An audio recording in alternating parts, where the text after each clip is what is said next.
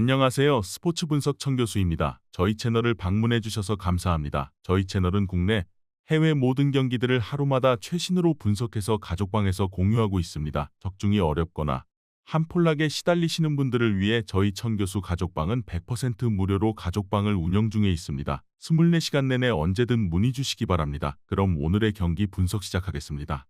5월 1일 K리그 국내 축구 4경기 분석 시작하겠습니다. 첫 번째로 대구FC 대 울산현대 경기 알아보겠습니다. 대구가 확실히 달라진 모습이다. 에너지 레벨이 떨어진 노장들보다는 B팀에서 영건들을 대거 콜업하면서 적극적이고 공격적인 팀이 되었다. 지난 경기 10개의 유효 슈팅을 기록하는 모습이었다.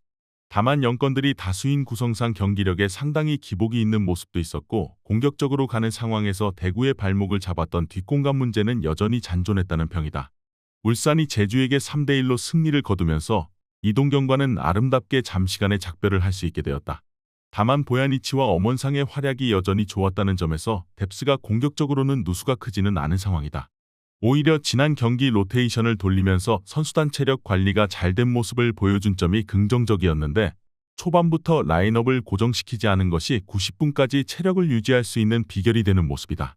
대구는 공격적으로는 꽤 좋은 모습을 보여줬다고 하나 결국 뒷공간이라는 고질적인 문제는 치유가 안 된 상황으로 보는 것도 합당할 것 같다. 울산의 공격적인 뎁스는 아직 멀쩡한 상황으로 봐야 하고 에너지 레벨도 시즌 초부터 가동한 로테이션으로 인해 제법 좋다. 이번 경기 울산현대 승을 추천합니다. 핸디 언오버 및 최종 조합은 고정 댓글 링크를 통해 가족방에서 확인해주세요.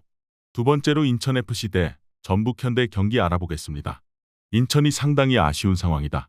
득점력에서의 문제가 지속되고 있는 양상이다. 전개는 늘 역습에서 좋은 평가를 받았던 편이나 3대3으로 울산과 비기고 나서 혈이 뚫린 줄 알았던 골 기록도 최근 4경기 2골로 부진하다. 델브리지가 상당히 적극적으로 나서면서 수비를 한 시점에서의 단단함이 좋았다는 점은 건질 수 있었던 수확이기는 했다. 전북은 전병관과 송민규가 좋은 폼을 보여주고 있는 상황이다. 특히 전방 압박으로 상대 미스를 만들고 골을 넣는데 뛰어난 모습을 보이고 있다. 하지만 지난 매치에서도 추가 시간에 2골을 허용한 것이 결국 무승부로 이어지고 말았다. 박원재 감독 대행도 매 경기 실점이 습관적으로 나오고 있다고 인터뷰에서 비판 수위를 제법 높이는 모습이었다. 확실히 올 시즌 리그에서 무실점 경기가 하나도 없는 상태다. 인천도 득점력에서의 기복이 상당히 심한 상황이다. 그래도 지난 매치에서 적극적인 수비로 포항의 공세를 억제한 점을 무시하기는 어렵고 전북도 냉정하게 수비적으로 안정적인 모습을 보여주고 있는 것은 아니다.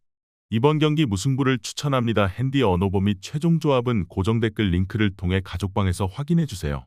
경기 분석 잘 보고 오셨나요? 다음 경기 분석 보시기 전에 천교수 가족방 입장하시는 법 안내해드리도록 하겠습니다. 첫 번째로 영상 하단 댓글을 클릭해주세요. 두 번째로 링크를 클릭하신 후 세 번째로 채팅 참여하기 클릭하셔서 문의 주시고 답장 기다려주시면 됩니다. 남은 영상, 유익한 정보 얻어가시길 바라며 이어서 다음 경기 분석 시작하겠습니다. 세 번째로 제주FC 대 광주FC 경기 알아보겠습니다.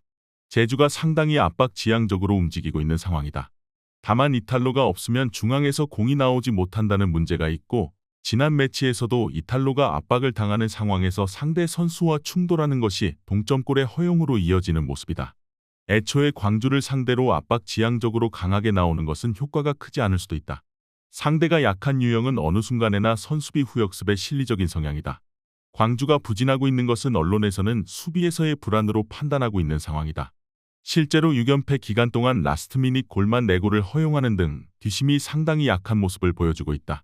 그래도 광주가 제주를 상대하는 상황에서는 실리적으로 움직이던 다른 팀들을 상대할 때보다는 조금 더 나을 것이고 중앙을 통제하는 능력에서는 광주가 항상 괜찮은 모습을 보여주는 편이다. 광주가 가능성이 없다고 보지는 않는 매치다. 결국 중앙에서 이탈로를 최대한 견제하는 상황을 만드는 모습을 보여준다면 광주가 상대 공격을 억제하면서 역습으로 나갈 수 있는 모습을 보여줄 수도 있을 것이다. 상대가 압박 위주로 가면 오히려 실리적인 플레이를 하는 상대보다는 공격력도 잘 통할 여지가 있다. 이번 경기 광주FC 승을 추천합니다. 핸디 언오버 및 최종 조합은 고정 댓글 링크를 통해 가족방에서 확인해주세요. 마지막으로 강원FC 대 포항 스틸러스 경기 알아보겠습니다. 강원은 이전 경기가 잃은 것이 많았던 매치였다. 포항 가치 선수비와 역습을 이어가는 팀에게 당했다는 점이 뼈아플 것으로 보이고 가브리엘의 부상이 상당히 심상치 않아 보이기도 한다. 특히 강원이 올 시즌 가장 골 허용이 많은 팀이라서 난전을 만들어야 승산이 높아지는 상황이다. 공격에 힘이 빠질 상황이 매우 달갑지는 않은 상황으로 볼 수 있겠다. 포항은 한 명이 부족한 상황에서도 수비에 무게감을 두는 상황에서는 무실점을 기록할 수 있다는 점을 증명하는 모습이었다. 그럼에도 불구하고 끝까지 기세를 올리고 후반 추가 시간에 조르지의 슈팅 2개를 기록하는 등 공격적으로도 나름대로 힘을 내는 모습이다. 확실히 포항이 가지고 있는 뒷심이나 수비와 역습 상황에서의 유려한 플레이는 충분한 장점이다. 포항이 승리를 기록할 것으로 보고 있다. 강원이 난전을 만들 수 없는 상황이라면 수비 때문에 승점을 쌓기 어려운 것이 당연하다. 문제는 포항이 간격 유지와 타이트한 수비, 역습에 상당히 능한 팀이라는 점이다. 지난 매치에서도 결국 오베르단의 퇴장에도 무실점을 기록한 것에 주목해야 할 것이다. 이번 경기 포항 스틸러스 승을 추천합니다. 핸디 언오버 및 최종 조합은 고정 댓글 링크를 통해 가족방에서 확인해 주세요.